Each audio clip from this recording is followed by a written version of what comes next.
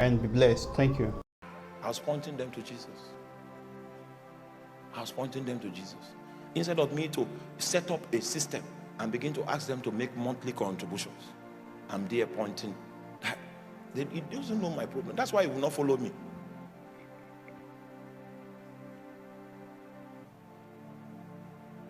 You know what? My duty is to build men. I will never destroy any man. Never. If he becomes a rebel, I will leave him to God, the God that anointed him. Let God destroy him. I will never destroy a man. I went to preach in Brazil, and we're praying. And my friend that invited me said,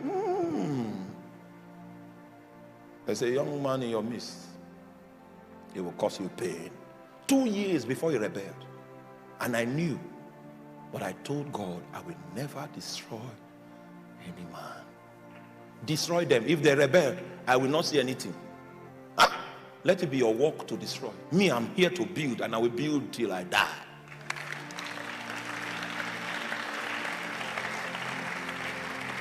Circumstances, situations, and suggestions will come to make you like Babylon. But we are a holy nation. We are a peculiar people. We are called out of darkness into his marvelous light. The moment we begin to diminish the emphasis of consecration and holiness and devotion to God, we produce demons, beasts on the pulpit.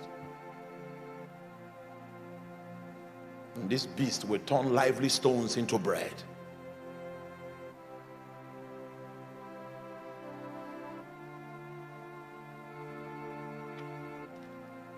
Babylon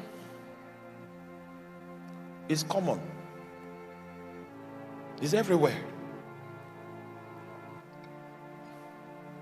But the first thing that was spoken about the New Jerusalem were its walls. The walls were the first thing that were mentioned in that arrangement, indicative of the fact that it is a place that is defensed. You can't just penetrate. It has walls.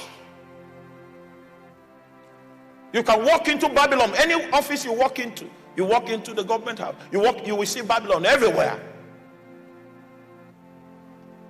But the New Jerusalem has walls. It is separate from the systems of this world. It is different. It is not just available. It is unique. This world cannot approximate it. This world cannot produce it. Number 5. Babylon was in the wilderness.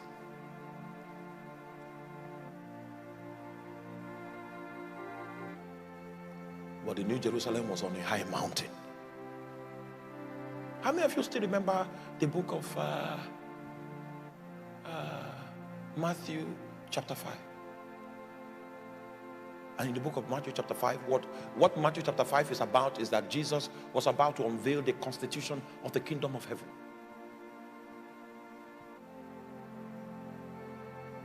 And they came to the plain, and there was a multitude.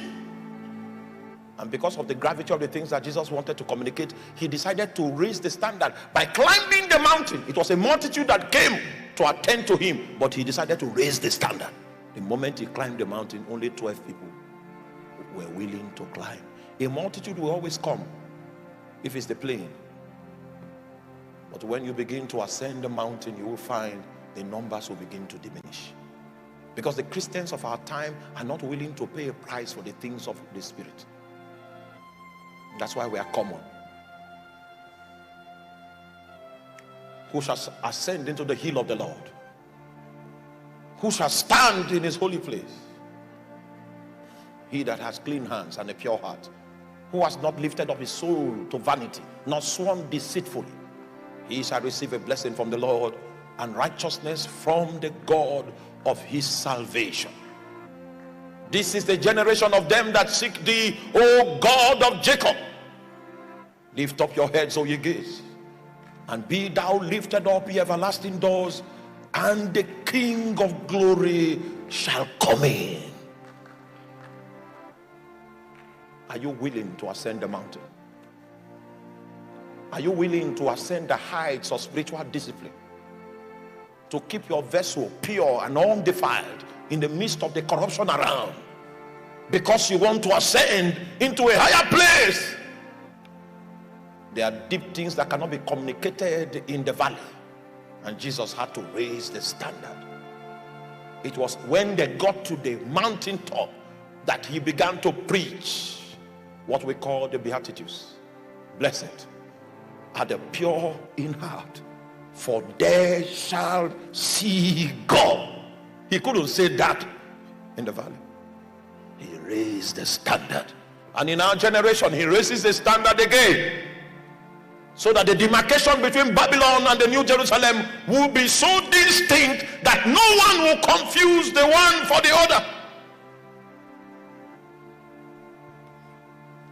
Finally, as I finish the theoretical aspect, there was a word in the Old Testament that I will never want you to forget. It's called the high places. Do you remember that word? Do you know what that word is associated with? The high places. So associated with idol worship. When you hear the high places, oh, I wish I had a map, my maps, to show you how corruption comes into Israel. The high places are temples. They are shanties built in the honor of strange deities and spirits. It is from those high places that corruption filters into Israel. And their pure faith in God is corrupted. Many things that happen in the name of the Lord right now are high places.